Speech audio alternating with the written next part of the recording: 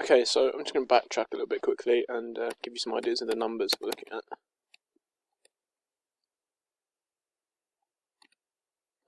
So, 2 points scored, so strengths. As you can see, you scored. You were on the group average pretty much. So you've scored 1, and the group 1 point. So yeah, you're on average for that. Your missed overall was slightly below the group, so you missed 2. On average, it was 2.5 misses, so it's not great still, but it's slightly below the average missing of the group, which is okay. 3 points was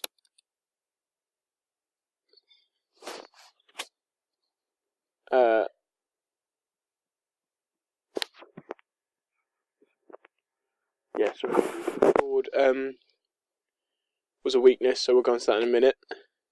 Yes, sorry, earlier I said that was a strength. I was incorrect. I read that wrong. So yeah, 3 points scored was a weakness. Passes. Number of passes you made was good. Just above the group mean. So yeah, just above the group mean, so it's not too bad. Still, we'll go on to the weak side in a minute. So here we will move on to the weaknesses now, actually. So distance covered. It was quite low compared to the best in the group. Which means it's indefinitely going to be lower than an elite performer, especially in that position. They'll be covering many meters overall throughout a game because they'll be non-stop moving, and it's a lot faster pace, so they'll be moving a lot more regularly. 2 pointers. Of course, you scored less than the best in the group, which is definitely less than an elite performer. You missed less than the best in the group, but this does actually indicate more on the side of you didn't actually attempt as many shots. So yeah, so overall, you've scored less than the best in the group, and you've missed less, but taken less as well. So, when you actually put it into perspective, 2 points was a big weakness, and this would definitely be lower than an elite performer, of course. They'd be scoring a fair few shots throughout a game and missing, hopefully, minimal. Layups. So, layups, I'd have said, were quite a big weakness, essentially, because this is a very important skill for your position. So, it was below the group in terms of the number you scored. So, you scored 1. Most people scored at least 2 layups within the group, and most people missed on average 0.5. You missed 1, so I know it's not by much, but it does mean you missed more than most in the group. And in proportion to the best in the group, quite poor to an elite performer, especially in your position, it is not good. 3 points scored, so much lower than the best in the group. Pretty much on par with the group average. So, that's okay, but below the best and definitely below an elite, most likely. You missed more. You missed around the same as the number in your group. Maybe slightly less were missed by you, essentially.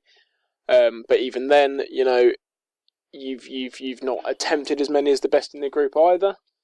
So you can't really look at that in perspective of it might be a good sign, because it does just mean necessarily you might not have had the ability to actually shoot them in the first place. And then your defensive rebounds. Sorry. So your layups, your 3 points here. So you actually missed more than the best in the group. And he took substantially more shots, which, this wouldn't at all be what an elitist looks like. And obviously, scored was on average with the group, but that was still none, which isn't good. Missed actually above average of the group, so that's quite bad as well. Defensive rebounds. So you actually had lower than your than the group as such, and the best performer, which is very concerning in your position, because you should be hitting the majority of the rebounds that are taken throughout an entire game. You should be there. You should be the one making sure the rebounds aren't going to the opposing team. And passes as well, just above group average, which is good, but it's quite a bit lower than the best in the group, which means it's most likely very much lower than an elite performer. I'm only talking about an elite performer because essentially, it's great if you get up to the same level, if not better than the best in the group. But even then, an elite performer is more likely to be getting even higher scores compared to the best in the group. So, you're better off aiming to be getting those sort of elitist scores and trying for those elitist sort of plays than trying to compete with the guy who's, best in the group, so that's for notational analysis. That's what I'd say with the issues.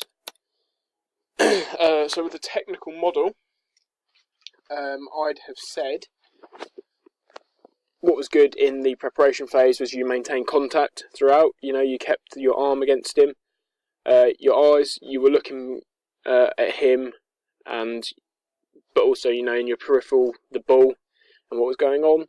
So you sort of had all things in your sort of vision. So you were keeping your eyes open and you were following him well. You were moving with the opponent, so he couldn't get around you. In the execution phase, you done well in that you did get the ball with two hands, you caught it with two hands, and you gripped it with two hands. You also kept your back to the opposition, your opponent, so that's good in the sense that, it's hard for him to get the ball. Overall. So the grips, obviously, it means he's going to struggle to get that ball off of you. In the recovery phase, you kept your back to the opponent, kept your strong grip with two hands, but I'd say that was probably about it in terms of the recovery phase, because, there were also issues. So the preparation, you maintained a very narrow, tall body shape. Your centre of mass would have been quite off. It wouldn't have been very low. You'd been very easy to knock off balance had he tried a bit harder maybe. If he'd shoved you, you probably would have gone over. In the execution phase, there was no explosive jump. The jump was more of a hop and a jog. There was no big dramatic movement from 2 feet. The ball wasn't taken into the chin, to keep it high. It allows you to pass and move it a bit quicker. You did pretty much remain on the ground predominantly. You caught the ball from a bounce rather than straight from the rebound, so that it rebounded, hit the floor, bounced up, then you caught it. And when you were sort of, in that hoppy, steppy phase of catching, you weren't looking for your options. You weren't looking for your options, what you could do, where your teammates were, where he was, your opponent, so yeah. And then in the recovery, you still weren't looking for options, or no way were you monitoring your opposition, so you had no idea where he was. And then once you had landed and started to, that's where you need to have done something, there was no pass, no manoeuvre. Which is obviously an issue in the sense that at the end of the box-out rebound, you want to be either passing, shooting, or manoeuvring. It was more of a sort of gentle dribble forwards, in which point the ball could have been stolen very easily if it was a more game-like scenario. Then lastly, the numerical model.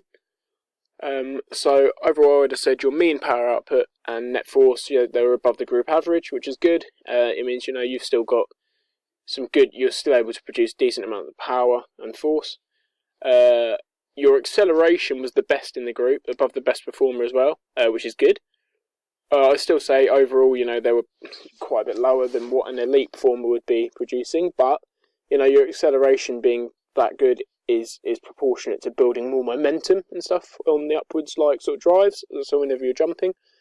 So that is a good sign.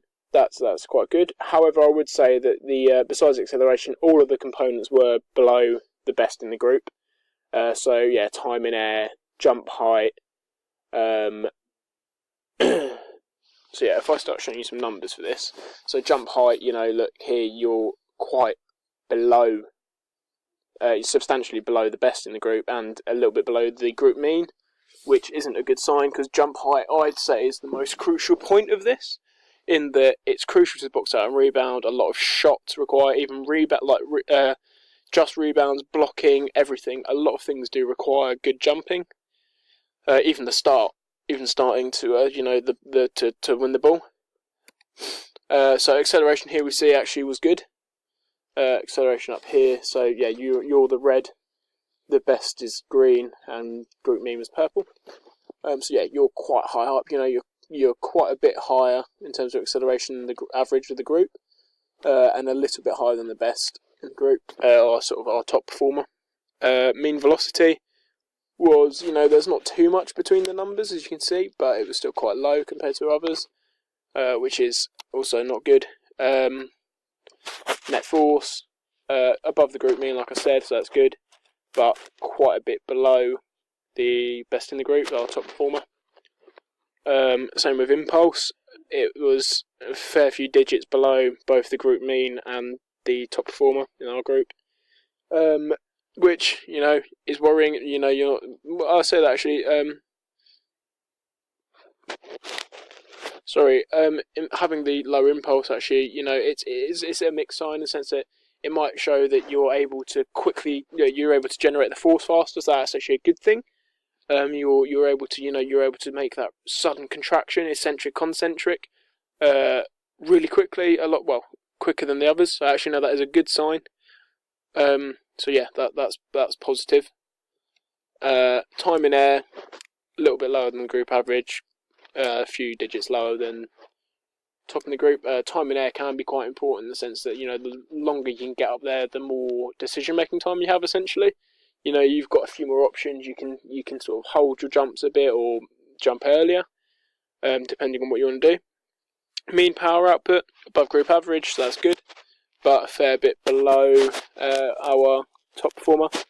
And power output is quite important because if you can output more power, you're going to generate bigger forces, get better jumps overall. So I'd just say but overall, I think the biggest issue there was jump height. Jump height needs to be, jump height needs to be big. You need to be getting these big high jumps. This is what the elite performers do. They're getting these big jumps. So here next we're going to be talking about what I feel your three biggest weaknesses from notational, then technical, then numerical, and we're just going to prescribe some things to maybe help you work on them and hopefully improve your performance overall.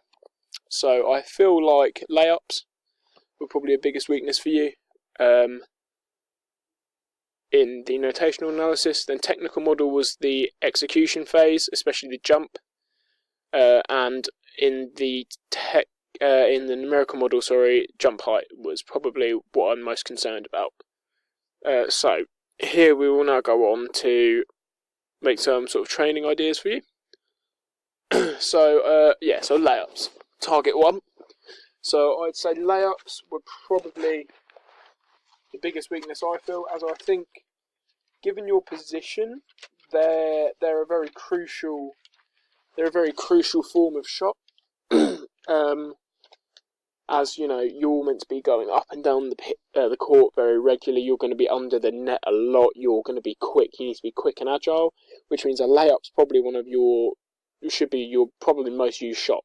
And that if you're moving fast, you're not going to have time, or you won't be able to stop quick enough to set a 2-pointer or 3-pointer all the time. Especially if you're trying to avoid players. So a layup's probably your best bet there. So in saying that, probably going to hit. I've got a drill for you, so like a skill drill. So you'll start off by standing just sort of where we'd want you under the net. So just in front of it maybe, so you can get that sort of forward momentum slightly to do the layup. So we'll stand you there, and just a static drive up from one leg. Use the arm with so use the arm with the ball. Drive up using the leg. And then we're just going to, try and include bilateral transfer, and since you'll be doing it on the right of the net and then on the left, so you get used to it on both sides of the body. Just help you develop like a feeling, a mental image, kinesthesis for the overall, just the jump, what you need to be doing when you're jumping and driving out the layup, when you're doing the layup. We'll start this without the ball, and then once you've done this, once you've practiced this a few times, we'll give you the ball. And then you can start doing it with the ball. Same thing for about 15 minutes.